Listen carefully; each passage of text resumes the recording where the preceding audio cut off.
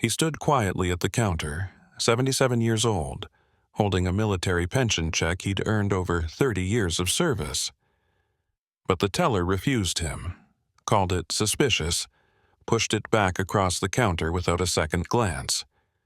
What she didn't know, a camera was recording, and just 12 minutes later, the bank's founder walked in with his lawyer, and the entire room changed forever.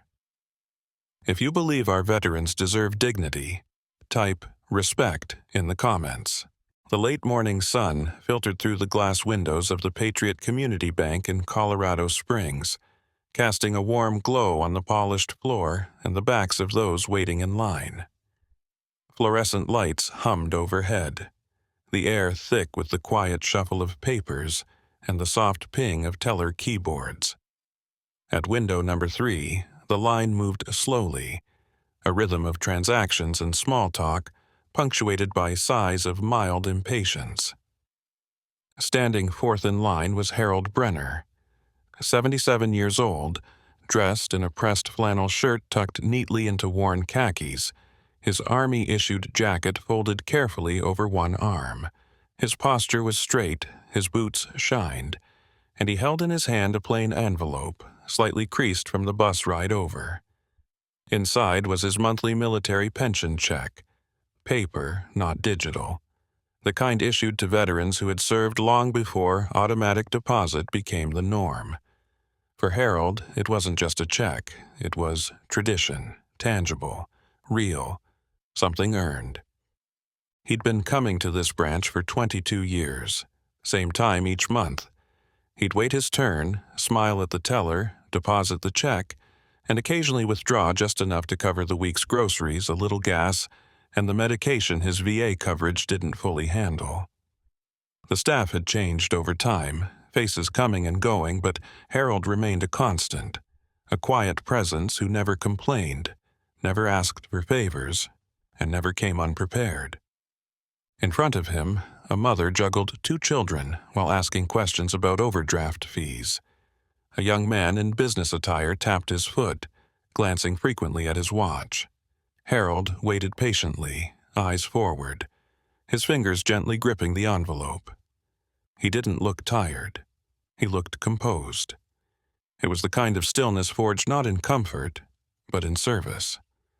There was a weight behind it, the unspoken history of jungle patrols, sand-blasted roads in distant places, and late nights training younger men to survive what he had. As the line crept forward, Harold glanced toward the overhead display. Window number 3 lit up. The teller behind it, a young woman with thick-rimmed glasses and manicured nails, waved the next person over. One more customer ahead of him. Almost his turn.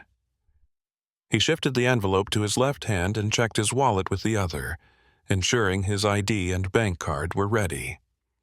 Harold didn't like to hold things up. He believed in being prepared, in respecting others' time, habits born from years of service and reinforced by decades of quiet civilian life. He didn't know, couldn't know, that today would be different, that something as simple as handing over a pension check would stir a storm no one inside the bank had expected. Kelsey Brandt had only been working at Patriot Community Bank for 6 months, but she carried herself with the confidence of someone who believed she knew how the world worked. Her nails were immaculately polished, a muted lavender that matched the tint of her designer glasses, and she tapped them rhythmically against the desk as she took the check from Harold Brenner. Her name tag gleamed beneath the bank's overhead lights, catching his eye as he offered her a polite nod. She looked down at the slip of paper he'd handed her, crisp despite its journey, a government-issued pension check in Harold's name. Her brow furrowed slightly, the way someone's might when they find an old device they don't know how to operate. She turned it over once, then typed something into her terminal with a sigh sharp enough to draw the attention of the couple at window number 2. "This is a military-issued pension check, right?" she asked, her tone more rhetorical than curious. Harold nodded. "Yes, ma'am. Been receiving it for the past 30 years. Kelsey clicked her tongue. "Well, we don't accept these without verification anymore," she said, voice rising slightly as she placed the check back on the counter. Not handed, placed. Loud enough for everyone in line to hear, but not so loud that she could be accused of shouting. The line quieted. A man behind Harold lowered his phone mid-text. Another woman paused mid-sentence in a conversation with her teenage daughter. Harold blinked. "Ma'am, I've deposited the same check at this branch every month, for years." "Well," Kelsey said with a half shrug, "that might have been how things worked before, but we've updated our fraud protocols." She turned to the monitor, her fingers dancing over the keyboard with performative flair. "People have been creating fake veteran credentials to run scams. Can't be too careful these days." Her words landed with weight, even if they were spoken casually. The implication hung in the air that Harold, a man in his late 70s wearing an army jacket older than she was, might be part of some elaborate scheme. His jaw tightened, but he said nothing. He reached slowly for the check, his fingers steady despite the chill rising in his chest. "Sorry," Kelsey added insincerely. "If you want, you can try the VA, or come back with a verification letter. But until then—" She trailed off, her gaze drifting to the next customer in line. Behind him, someone murmured, "What's he trying to pull?" And Harold heard it, clearly. The sound sliced sharper than a reprimand. It wasn't the refusal that stunned him. It was the ease with which she'd dismissed him, the swiftness with which her words made him feel like a burden, a problem, a fraud, and all he'd done was try to deposit a check he had earned. Harold didn't flinch. Not at the volume, not at the accusation, not at the tightening silence in the room. He'd heard worse, far worse, in places where words weren't the weapon of choice. He took a breath, slow and steady, and adjusted the envelope in his hand before sliding the check gently back toward the teller. His other hand reached into his jacket pocket, the fabric worn thin at the seams, and produced his military identification, its corners frayed, the lamination slightly bubbled from years of being tucked behind credit cards and folded receipts. "I've been cashing this same pension check here for 22 years, Harold said, his voice level and unshaken. "Same branch, same counter. I've never once had a problem." He didn't raise his voice, didn't match her tone. He didn't need to. The weight of his years spoke louder than any anger could. His tone was clear, not pleading, not desperate, but dignified, calm, as if he were reminding someone of something they'd forgotten, not fighting to be seen. Kelsey glanced at the ID briefly, then back at her screen. "Like I said," she replied, not meeting his eyes, "policy changed." Harold stood a little straighter, even though the tightness in his chest had started to return, a dull pressure he'd learned to manage over the past 5 years, ever since the diagnosis. "Ma'am, I don't know what systems you're looking at, but this check is legitimate. That ID is real. I served 30 years in the Army. This is my pension, not a handout, not charity." A few people in line shifted awkwardly. One man cleared his throat but didn't speak. Another looked down at his shoes. Harold continued, still calm. "I'm not here to argue. I just need to deposit the check like I do every month. I've got bills to pay, and my wife's medication to pick up this afternoon." Still, Kelsey didn't look up. "I'm a veteran," Harold said, more quietly this time, not a beggar. It wasn't defiance that carried his words. It was a simple assertion of identity. A reminder because something had changed. Somewhere along the way, the uniform he'd once worn with pride had become invisible to people like her. To them, he wasn't a soldier, a builder of bridges, a man who'd carried younger men to safety through gunfire. He was just an old man with a check. But Harold knew who he was. and he didn't need her to validate it. He only needed what he'd earned, and the dignity to receive it without suspicion. Kelsey didn't even lift her eyes from the screen. Her fingers moved across the keyboard with mechanical confidence, already pulling up the next customer's file. She didn't notice the slight twitch in Harold's jaw or the way his hand hovered uncertainly above the counter before slowly pulling back. "Maybe that worked before," she said flatly, "but we follow new fraud policies now." Then she added it. The words she would never remember exactly, but Harold would not forget for the rest of his life. "You people always try something." She said it so casually, like she was reciting company policy, like it was nothing, just part of the script. But it wasn't nothing. Harold didn't answer right away. He felt the words more than heard them, like a slap that landed not on skin, but on memory. You people. It didn't matter if she meant veterans or elderly or just anyone who looked like they might not be worth her time. It was the same kind of phrase that had followed him home from Vietnam, whispered or shouted or muttered when uniform still carried blame and not gratitude. He had lived long enough to see the country change its tone. Parades instead of protests, handshakes instead of insults, but the judgment never fully left. It only learned to smile when it stung. Kelsey reached for the call button on her screen, a flick of her manicured nail signaling she was ready for the next person. Harold remained in place. "I'm not you people," he said, his voice low and steady. "I'm Sergeant Major Harold Brenner, retired. Serial number 493610837. I served in 3 wars, helped rebuild a village school in Kandahar with my own hands, and led combat engineers across bridges I designed under fire. I've spent more years in uniform than you've been alive." The line was silent. Kelsey didn't respond.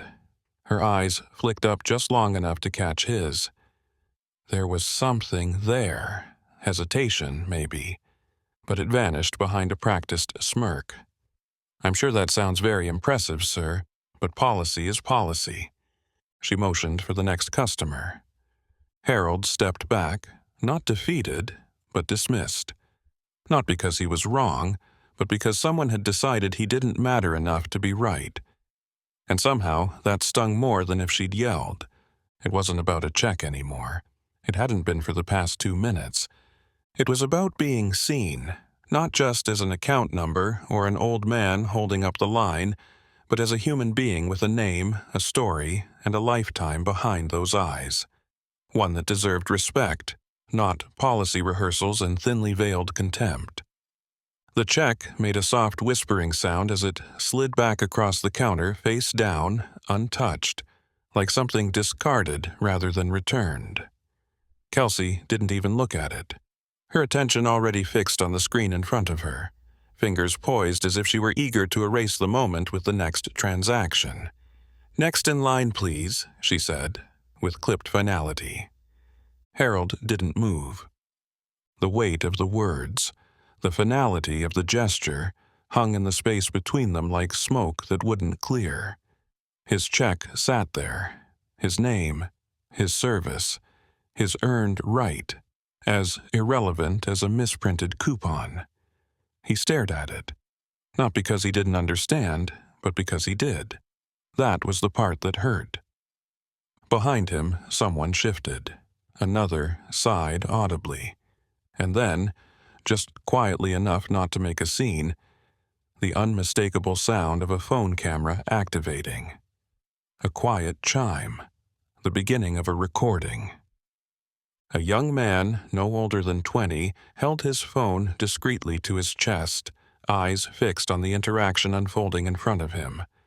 He hadn't planned to film anything that day, but something in the way Harold stood, motionless, quiet, proud, made it feel wrong not to bear witness. The line was no longer just a queue of customers. It had become a silent jury, observing something more than a delay. They watched a man being dismissed not for what he'd done, but for who he was, or rather, who he was no longer. Not a customer, not a soldier, just a complication in the system. Harold took a breath, then another. He didn't look around, he didn't argue, but his feet didn't move. His shoulders, once square with command, now held the stillness of restraint, the kind that comes from knowing that dignity sometimes means saying less, not more. "I served this country," he said softly, almost to himself, the words not meant to change anything, only to be heard. But Kelsey was already looking past him. "Next in line," she repeated, louder this time, as if the extra volume might force him out of existence. Still, Harold remained. Not out of defiance, but because something inside him refused to accept that this was normal, that this kind of quiet cruelty was just the cost of growing old in a world that had moved on. He wasn't holding up the line. He was holding on to something far more important, his right to be seen. And in that stillness, someone finally noticed. Not everyone, not yet, but someone. And that was how storms begin. Not with thunder, but with silence. The check sat between them, flat and silent on the marble counter, but Harold saw it for what it truly was, not a slip of paper, not a transaction, not a policy item, but a lifeline. Folded once, then pressed in the envelope he carried like a passport. It represented not just this month's income, but every year of service that earned it. Every sacrifice, every missed birthday, every night spent staring into the dark in places most people couldn't pronounce. It paid for simple things. A loaf of bread, the heart medication that kept him steady, the electric bill that never failed to rise each winter, a small portion of the rent for the modest apartment he and his wife, May, had shared for the past 2 decades. She didn't come to the bank anymore. Her arthritis made walking difficult. But she always asked the same question when he returned. Did they smile this time? He always said yes, whether it was true or not. The check was never much, not compared to today's salaries or benefits. But it was enough. Enough to live. Enough to remain independent. Enough to preserve that one essential thing Harold had guarded since his first day in uniform, his dignity. And yet, today, in the space of 3 minutes and 27 seconds, that dignity had been questioned, not by the government that issued the check, but by a stranger who didn't know its worth, who didn't see the dust of foreign deserts still clinging to the corners of Harold's memory, who didn't hear the echoes of distant gunfire in the steadiness of his voice. To her, it was just a check, just another suspicious item in a system designed to doubt first and ask later. But Harold knew better. This was more than money. This was his proof that he had served, that he had mattered, that someone, somewhere, had once said, "You've done enough. We won't forget." And now, looking at the way it had been pushed back toward him, face down, like something shameful, he felt the years fold in on themselves, felt the cold truth settle behind his ribs. Maybe they had forgotten.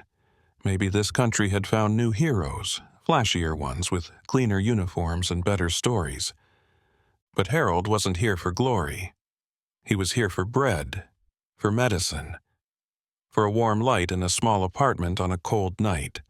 And that check, creased and quiet, wasn't just money.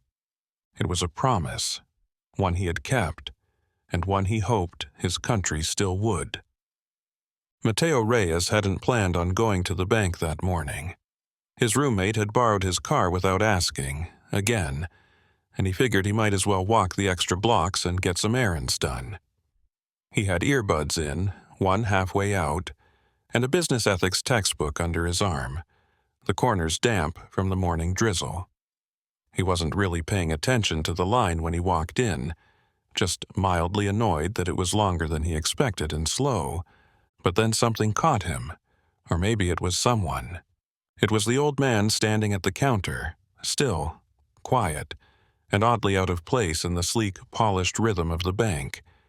He wasn't being loud, wasn't making a scene, but something about him, his stance, the careful way he spoke, the tremble in his hand as he reached for his check, felt out of tune with the rest of the room, like someone had turned the volume down on a man the world had stopped listening to. Mateo pulled his phone out slowly, not to interfere, not at first, just to document. He'd taken a few public policy classes and remembered a professor saying, "Sometimes the only power the powerless have is visibility." So he tapped record. He caught the moment the teller's tone turned sharp, the way her voice rose just enough to be heard by everyone nearby.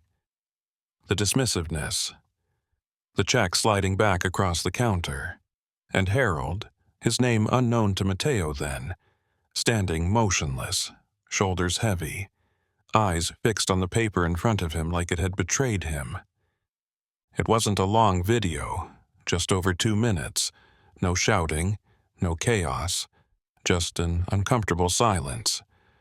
A man asking for nothing more than what was his, and being denied, not for what he'd done, but because of who the world had decided he was now. Old, unimportant, forgettable. Mateo didn't stop recording until Harold stepped away from the counter, still holding the check. He didn't know what he would do with the footage. He wasn't some influencer, just a 19-year-old trying to figure out what mattered in a world full of noise. But something told him this wasn't just about a bank policy. It was about something bigger. A shift, a moment that needed to be seen. So he hit upload. No hashtags. Just a caption. Bank refuses veterans' pension check. He didn't raise his voice, didn't need to. He pocketed his phone, still unsure if it would matter. But by nightfall, the whole country would know Harold Brenner's name. Harold sat quietly near the lobby exit, his check folded once and resting on his knee, untouched since the teller returned it. The hard plastic seat groaned beneath him as he leaned forward, elbows on thighs, hands clasped like in prayer, though he wasn't asking for anything. He wasn't even sure what he was still doing there. Pride had told him to leave, to walk out with what was left of his dignity intact. But something deeper, a weariness maybe, or the weight of years spent holding it all together, kept him in that chair.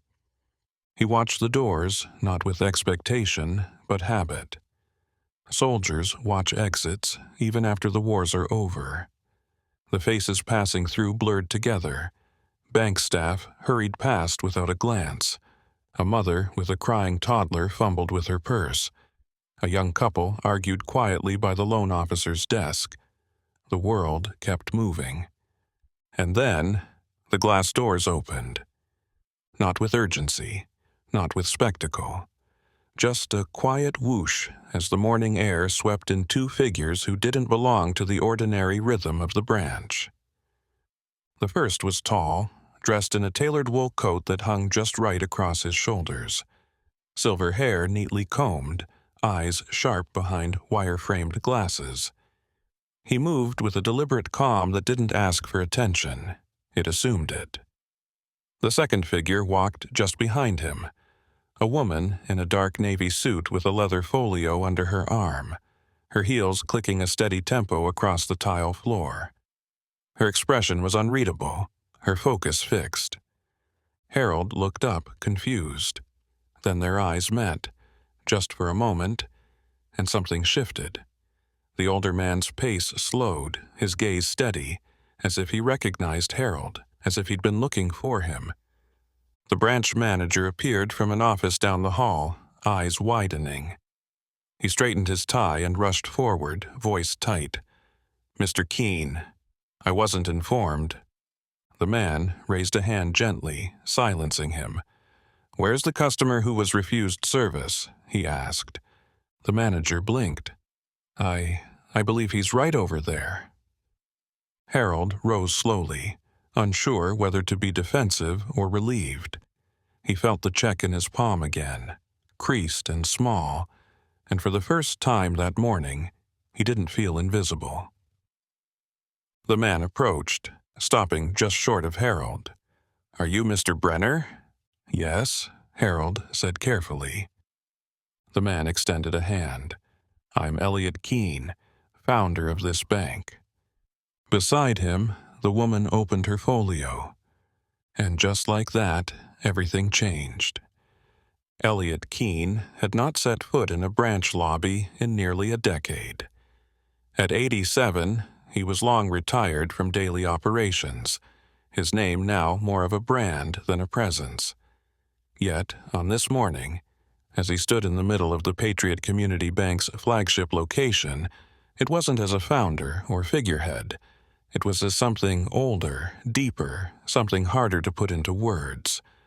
His granddaughter had sent the video just before breakfast. "You need to see this," she'd said in a text. No emojis, no fluff. Elliot sat with his morning paper half read and his coffee cooling on the table. He clicked the link. It was only 2 minutes long. A phone camera's angle slightly shaky. The audio clear enough to catch every syllable the young teller said to the man standing in front of her. The camera panned once, showing the older man's face, calm, worn, proud, and then back to the check sliding back across the counter. Elliot watched it once. That was enough. He didn't ask his driver to bring the car around.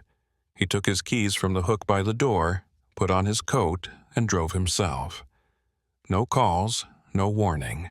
Just the quiet fury of a man who had once given his oath under a flag and now saw that oath fraying in the hands of those meant to protect it. Now, he stood there, back straight despite the years, eyes sharp despite age, surveying the space he had once helped design. He remembered when this lobby was just blueprints on a drafting table, meant to be welcoming, efficient, human. Now it felt cold, silent, stained by something no carpet cleaner could lift. He spotted the man from the video immediately. Seated, quiet, still holding the check. And Elliot Keene remembered, not just the man's face, but his name. Harold Brenner, a combat engineer.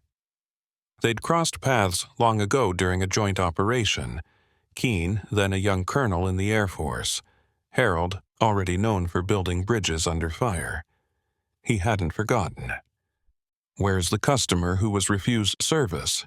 he asked the startled branch manager. Moments later, he was standing before Harold, hand extended, not as a banker or a boss, but as one soldier to another. As one man who knew what it meant to serve, to be told your life mattered, only to be treated like a footnote in your later years. "I watched what happened," he said, voice steady, "and I came to make it right." Because some things, Elliot believed, should never be delegated. Elliot Keene stood just inside the bank's main floor, the glass doors slowly swinging shut behind him. His coat, tailored and military crisp, brushed his knees as he stepped forward, scanning the room like he had done in command briefings decades earlier. Only now, the terrain was laminate tile, not tarmac, and the stakes were something less measurable, yet just as urgent. His eyes moved deliberately from face to face, not unkind, but precise. Controlled. The branch manager, a man in his early 40s with too much product in his hair and a tie knotted too tightly, stepped forward with the cautious energy of someone who sensed that no amount of corporate charm would smooth this over. "Mr. Keene," he began, voice strained, "we didn't know you were coming in today, or we would have—" Elliot raised a hand, not to silence, but to reorient. "Is that the man who was refused?" he asked, eyes locked now on a figure sitting near the lobby's edge. His voice wasn't loud. It didn't need to be. It carried the gravity of someone used to being heard the first time. The branch manager turned, hesitated, and nodded. Every head in the room followed his gaze, as if pulled by an invisible cord. Phones were lowered. Conversations stopped mid-sentence. Even the tapping of keys at the teller windows ceased. A quiet awareness swept over the lobby like a sudden change in weather. Harold, seated beneath the modest hanging clock near the exit, looked up slowly. He didn't stand, didn't shift, just met Elliot's gaze with the same calm he'd worn all morning. There was confusion in his expression, but also the steadiness of someone who had learned, long ago, how to withstand being looked at without being seen. And behind the counter, Kelsey froze. She knew. The moment his name had been spoken, Elliot Keene, something inside her shifted from irritation to dread. She looked at the man in the coat and the woman beside him with the leather folio, and the back of her neck went hot. She hadn't noticed the phone recording earlier, hadn't thought this would travel beyond the lobby, and yet here it was. Not an email, not a memo, but the founder himself, in the flesh, asking a question she couldn't unhear. Is that the man who was refused? And in that moment, Harold Brenner was no longer invisible. Elliot Keene didn't need volume to command attention. His voice had a precision to it, each word chosen with care, each sentence delivered with the calm weight of someone who had weathered war zones and boardrooms alike. He didn't yell, he didn't lecture. But when he spoke, the bank lobby stilled, as if the walls themselves had paused to listen. "You refused to honor a pension," he said evenly, "issued by the United States government to a man who served this country for 30 years. His eyes remained locked on the branch manager, but the question hung in the air like a verdict already passed. No one answered. At his side, the woman in the navy suit, Monica Fields, senior counsel and longtime legal advisor to the Keene family, opened her folio without a word and began to write. Her pen moved quickly, methodically. Each stroke was a timestamp in the story now being recorded, not just in ink, but in memory, in policy, in reputation. Harold remained seated a few feet away, watching without expression.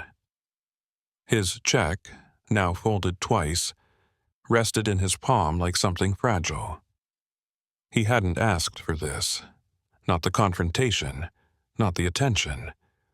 All he'd come for was what he was owed. And yet, here it was, justice arriving in tailored wool and leather, backed not by noise but by certainty. Elliot turned slowly, his gaze sweeping across the room. He wasn't looking for support. He was issuing a reminder. "This man," he said, gesturing toward Harold, "built bridges in war zones. He cleared roads under fire. He helped shape the world the rest of us got to come home to.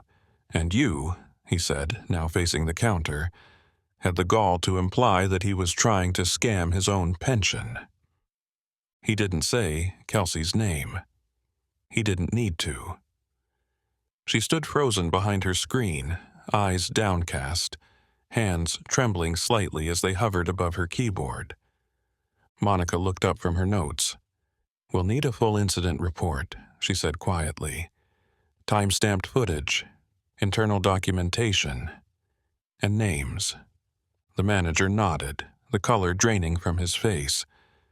There was no yelling, no chaos, just the unmistakable sound of power being wielded with purpose. A quiet explosion, the kind that doesn't level buildings, but shatters illusions, the kind that doesn't leave smoke but leaves consequences. And Harold, still holding his check, sat a little taller, not because the storm had passed, but because for the first time that morning, someone had stepped into it with him. Elliot Keene reached into the inner pocket of his coat, his fingers moving with the slow care of age and memory. From within, he pulled out a small weathered envelope and withdrew a single photograph. Creased at the corners, the color faded to soft sepia tones. He held it in the air, not like a weapon, but like a testament. "Do you know who he is?" Elliot asked, not to accuse, but to correct. His voice was soft, almost reverent. This man you dismissed, do you have any idea? Kelsey didn't answer. The branch manager didn't move. Monica paused her pen mid-stroke, looking up as Elliot stepped forward, holding the photo in both hands as if it were something sacred. "This is Sergeant Major Harold Brenner," Elliot said. "Combat engineer. Vietnam, 68. This photo was taken moments after he received the Bronze Star." He turned it gently for all to see. There was Harold, impossibly young, his uniform dust-covered and drenched in sweat. His posture, even then, was impossibly straight. A senior officer pinned a medal to his chest while a group of grim-faced soldiers looked on, the jungle thick behind them, the sky an overexposed blur. "He built half the forward bridges in Operation Rock Wallaby," Elliot continued. "Through mortar fire, in monsoon rains, under sniper watch, bridges we needed to get our wounded out and our supplies in." He looked directly at Kelsey now. "I should know. I was there." A gasp, quiet and involuntary, came from someone in line. Another customer whispered, "That's him?" Elliot didn't raise the photo higher. He didn't need to. The room had leaned in without realizing it, drawn not by spectacle, but by truth. "I flew supplies over the bridge," Harold finished, "after the lead team was wiped out," he said. "I watched him carry 2 wounded men across before it collapsed under enemy shelling. I've spent the rest of my life building this bank, but no structure I've ever funded mattered as much as the one he completed that day." Harold sat still, eyes fixed on the photograph as if seeing a ghost. "You looked at him and saw an old man with a check," Elliot said, softer now. "But what you failed to see is a man who built more than bridges. He built safety, sacrifice, survival." Silence wrapped around the room, deeper now, not from tension, but from recognition, and for the first time Kelsey finally looked at Harold. Not down, not past, but directly. And she saw. Monica Fields stepped forward without fanfare, her heels clicking against the tile in crisp succession. The hush in the bank deepened. Her presence didn't command the room the way Elliot's had. It didn't need to. Her authority was quieter, more surgical. She carried herself like someone who had dismantled more than one institution with a few well-placed words and a binder of legal precedent. She set her leather folio on the counter beside Kelsey, who visibly flinched at the proximity, then unclasped it with slow precision. Inside were neatly arranged documents, tabs color-coded and labeled, each one a quiet blade. "I am Monica Fields," she said calmly. "Legal counsel to Mr. Elliot Keene, founder of Patriot Community Bank." She didn't raise her voice, but every syllable landed with clinical exactness. She flipped to a page near the front and held it up slightly for emphasis. "According to federal banking regulation, VAR 1 was 30.15, institutions must honor all U.S. Treasury-issued checks, including military pension disbursements, upon presentation and verification of identity." She turned her head slightly, addressing both the teller and the stunned branch manager. "Mr. Harold Brenner presented proper identification and a legitimate government-issued pension check. He was not only refused, but subjected to public embarrassment and insinuations of fraud. There is no clause in your institution's current policy that overrides federal mandate." Kelsey stood motionless behind the counter. Her hands, once confidently navigating the keyboard, now hovered in midair like she no longer trusted them. Monica continued unflinching. "Furthermore, under the Uniform Commercial Code, your bank, as a financial depository, is obligated to accept negotiable instruments such as the one Mr. Brenner presented. Refusal without cause, particularly against a protected class such as the elderly or veterans, can be interpreted as discriminatory conduct." The words were precise, but their impact felt like thunder. The air shifted. Even those who hadn't fully grasped the legal language understood what was happening. This wasn't just about a check anymore. It was about accountability, about consequences. The bank, Monica concluded, eyes meeting the manager's with cool finality, is in direct violation of policy, both its own and federal. She closed her folio with a soft but final snap. No one clapped. No one spoke. But something cracked in the stillness of that lobby, a silent fracture in the confidence of a system that had, until minutes ago, treated Harold Brenner like an inconvenience. Now, it had no choice but to treat him like what he was, a man who had given his life in service and who had finally, undeniably, been seen. The silence that followed Monica's words wasn't the kind of silence that comes from confusion. It was the kind that follows understanding, the kind that settles into the walls like a truth too large to ignore. It stretched out, long and heavy, wrapping around every person in the lobby. Phones remained still. Bags remained clutched. Conversations that had once hummed in the background were now forgotten. Kelsey stood frozen behind the counter, her face drained of its confident polish. The pale foundation she wore did nothing to hide the shock blooming beneath it. Her hands, once quick and sure, now hovered uselessly by her sides. She looked not at Harold, nor at Monica, nor at Elliot, but down at her own reflection in the glossy surface of the desk, like she was trying to find the version of herself that had stood there 10 minutes ago, certain and unbothered. And then, from the back of the line, a sound. Not a voice, not a shout, a single, measured clap. It came from an older man dressed in a mechanic's jacket, his hands rough with years of labor. He stood with quiet dignity and clapped once more. And then again, slowly, deliberately. Another joined him, a woman in her 40s, holding the hand of her young son. She raised her other hand and began clapping too. Hesitant at first, as if unsure whether it was allowed, but resolute once she saw the look on Harold's face, something in between disbelief and restraint. The applause never became thunderous. It didn't crescendo into the dramatic roar of a standing ovation. It didn't need to. It was slow, steady, respectful. One person, then two, then five. A ripple of acknowledgement moving through the space like a tide of truth reclaiming the shore. Harold remained still in his seat, his back straight, his check now gently tucked into the inside pocket of his jacket. He didn't smile. He didn't weep.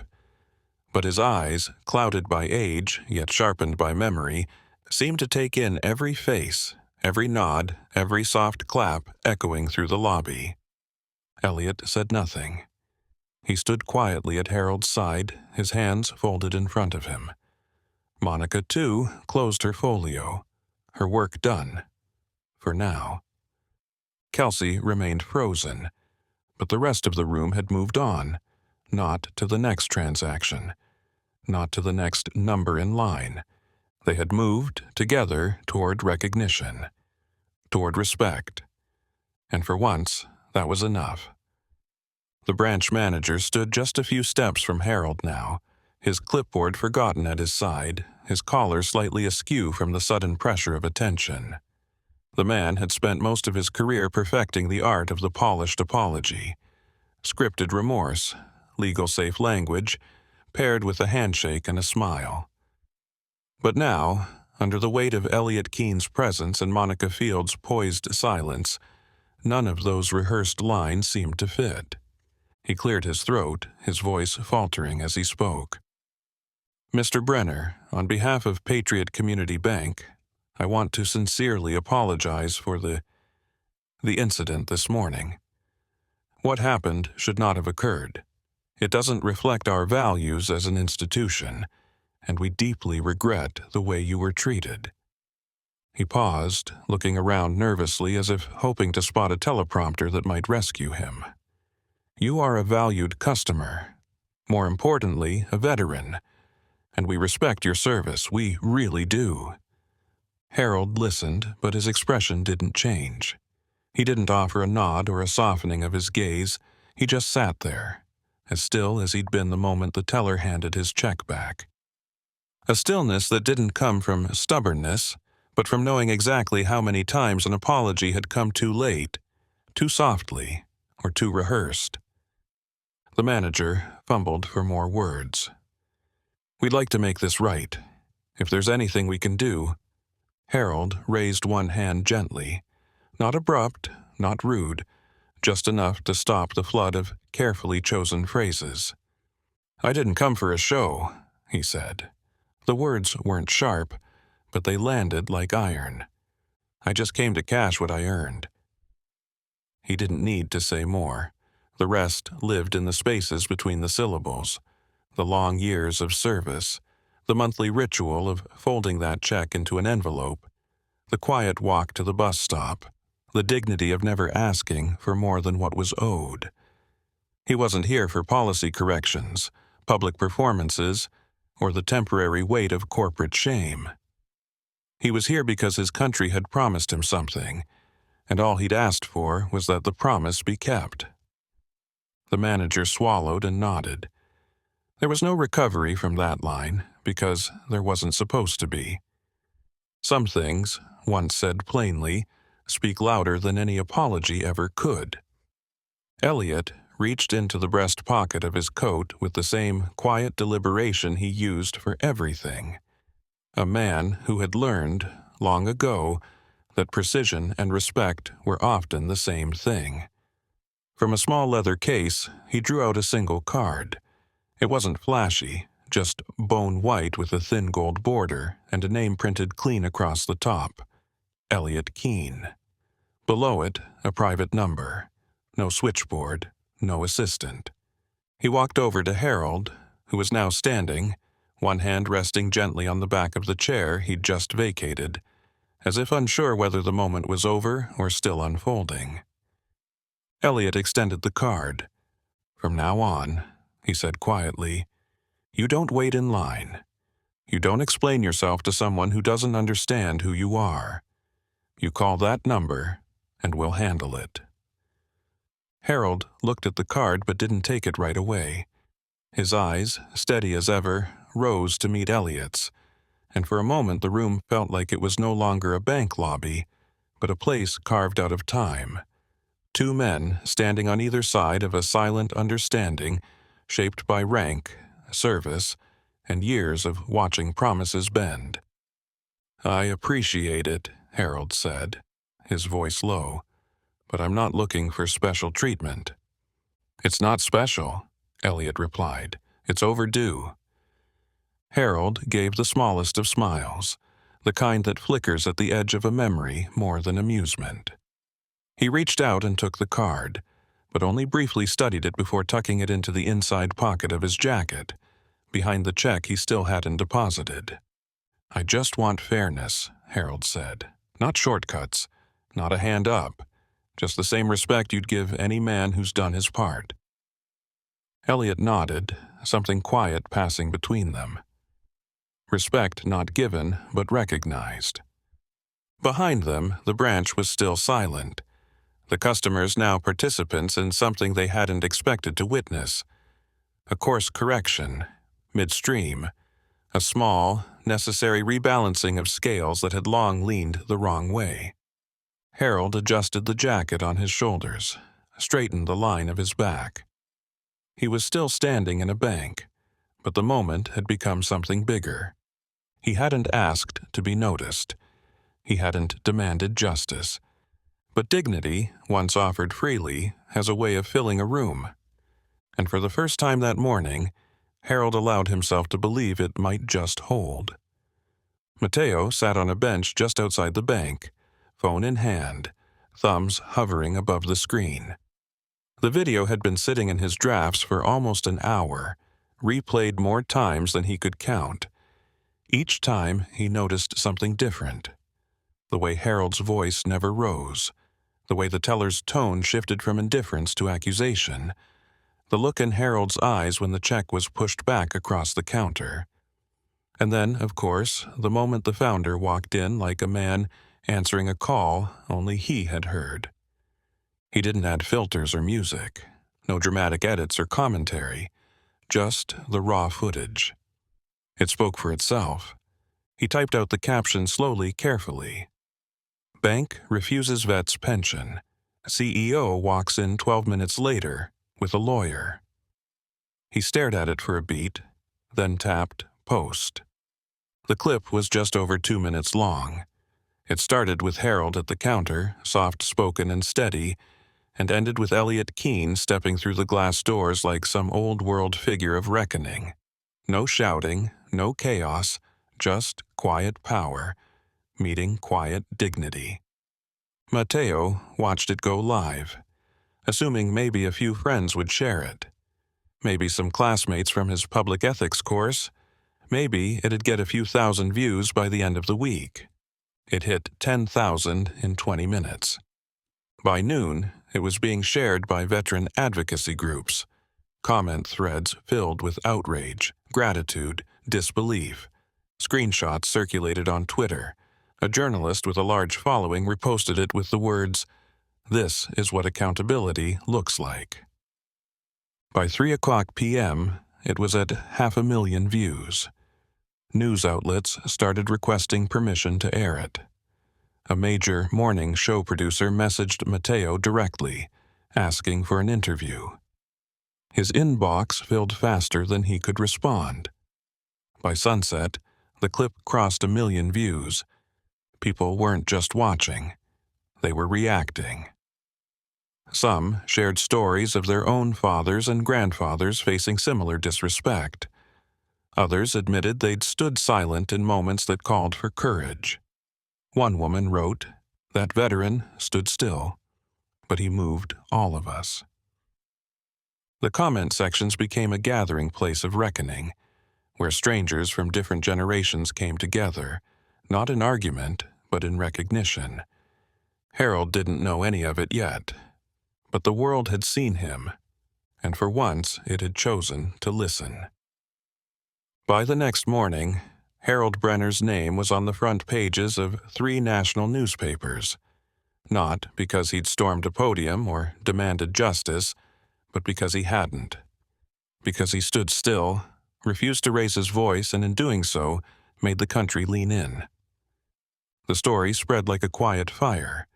No rage, no spectacle, just a rising sense of reckoning. Veteran refused service at bank. Founder responds in person. A check, a chair, and a country watching. How one quiet man sparked a national conversation on dignity. Cable news picked it up by mid-morning. The footage played on a loop. Harold's calm voice, the check sliding back. The glass doors opening as Elliot Keene entered beside his lawyer. Some anchors praised Elliot's swift intervention, calling it a masterclass in corporate accountability. Others focused on the policies that allowed the incident to happen in the first place. Pundits filled the airwaves. One panel debated ageism in public service. Another examined how bureaucratic institutions dehumanize those who built the systems they now struggle to navigate. A former Marine-turned-commentator wiped tears from his eyes on live television and said, "That man reminded us what real strength looks like. Quiet, patient, unshakable." Harold's phone rang dozens of times that day. Calls from producers, reporters, podcast hosts, even a few retired generals. His voicemail filled before noon. Strangers offered money. Charities asked for his endorsement. A congressman wanted him to testify at a hearing on banking reform. He said no to all of it. When a local journalist finally caught him at the Veterans Center, where he was back to folding brochures for an upcoming blood drive, Harold looked up from the stack of papers and said, "It's not about me." The reporter, caught off guard, lowered her recorder.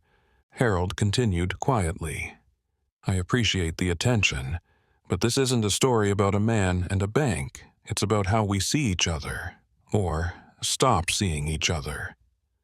He went back to folding. Across the country, banks began reviewing their policies. Employee training manuals were updated. But Harold stayed out of it.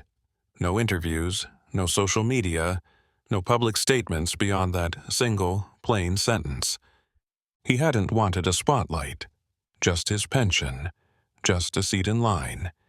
Instead, he'd given the nation something else. A mirror. The headlines faded, as they always do, overtaken by newer stories, louder voices, fresher outrage. But what Harold Brenner had sparked didn't vanish. It settled into boardrooms and policy memos, into morning meetings at banks across the country. It moved not with speed, but with weight. Within a week, 3 regional banks had issued internal directives to review how their staff handled government-issued checks, particularly from seniors and veterans. The words courtesy and discretion were reintroduced into training scripts. Branch managers were instructed to begin asking a new question before denying service. What if this person is telling the truth? One national banking chain, known more for sleek commercials than soul, announced a sweeping internal overhaul. It was called Operation Honor. The rollout was quiet, unadvertised. No marketing campaign, no ribbon cutting. But the message was clear. Veterans would no longer be viewed as security risks before being seen as human beings. They changed how flags were applied to accounts held by seniors. Added a verification buffer, so a check like Harold's wouldn't get bounced simply because it wasn't digital. They created a direct support line, staffed not by entry-level reps reading from scripts, but by experienced agents trained specifically to work with military-affiliated clients. And they hired veterans to help design the system, because it turns out people who've been dismissed know how to build systems that don't. At a financial industry summit in New York, a senior executive cited the Herald incident during a panel on ethics in modern banking. He didn't name the bank, he didn't have to. Everyone in the room knew. It had become shorthand, a cautionary tale wrapped around a truth too many had ignored for too long. One bank in the Midwest took it further. They didn't just change their policies, they sent managers to visit local VA centers, not with pamphlets, but with notebooks. To listen, to ask, to learn. It wasn't perfect, it wasn't fast, but it was something. Harold, true to form, declined to attend any ceremonies or recognition events. When one bank mailed him a plaque with a note of thanks, he returned it with a simple message handwritten on the back. "Don't thank me. Fix it." In the end, the industry didn't need another hero. It needed a reminder, and Harold Brenner gave them one. Not with anger, not with lawsuits, but with stillness, and a check that should never have been refused. Kelsey Brandt didn't come back to work after that Monday. By Wednesday, her resignation was official, filed through HR, signed with a trembling hand, and delivered in silence. There was no press release, no public statement. The bank didn't ask for one. The footage had already done the talking, and the story had long since moved beyond her name. The headlines hadn't used it. Most people didn't know who she was, just the teller. Just the young woman behind the counter with the clipped voice and the cold tone. Just the face that had slid a check across a marble surface like it was a lie. But Kelsey knew. She had watched the video only once. That was all she could stomach. Not because of how others saw her, but because of how clearly she saw herself. The tilt of her head, the dismissive sigh, the way she said "you people" without blinking. The moment she realized someone was filming, too late. For a week, she didn't leave her apartment. Her phone buzzed with messages, some angry, some sympathetic, most unread. Her parents called. She let it ring. Shame isn't loud, but it fills every room you're in. And then, quietly, Kelsey made a decision. 3 weeks after the incident, she walked through the glass doors of the Franklin Street VA hospital. No cameras, no press, just her, in jeans and a plain sweater, standing awkwardly at the volunteer services desk with a clipboard in one hand and her heart in the other. The intake nurse asked the standard questions: name, availability, areas of interest. But Kelsey interrupted. "I don't have any credentials," she said. "I'm not a nurse or a counselor. I'm not here for school credit. I want to understand what I dismissed." The nurse paused, looked up. "Veterans?" she asked gently. Kelsey nodded. The nurse didn't press further, just slid the paperwork forward and gave her a place to sit. Kelsey started slow, answering phones, helping with mail, pushing wheelchairs from the lobby to outpatient appointments. No one recognized her. No one knew her story, but she knew theirs. She listened. She asked questions. She sat with men who had seen combat and women who had carried stretchers through hell. She learned the difference between honor and heroism, between service and sacrifice. And in those quiet hallways, beneath fluorescent lights and the low hum of machines, Kelsey Brandt began the slow, uncertain work of becoming someone better than the person she had been behind the counter. Not to rewrite the past, but to make sure she never ignored someone's truth again. The policy was short, barely a paragraph, but it traveled quickly through every branch of Patriot Community Bank. It didn't come in the form of a corporate memo or a press conference. There was no ribbon cutting, no polished PR rollout. It came quietly, by directive from the top, and carried the full weight of the man whose name was etched on every vault door across the country. Elliot Keene called it simple accountability.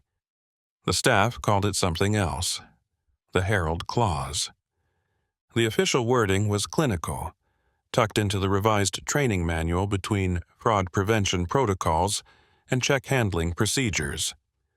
All government-issued pension or military-affiliated checks shall receive supervisor review before being declined or flagged. Transactions involving veterans must be handled with courtesy, dignity, and discretion.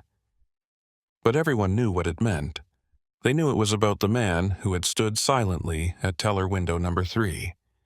The man who hadn't raised his voice but had raised a mirror to the entire institution.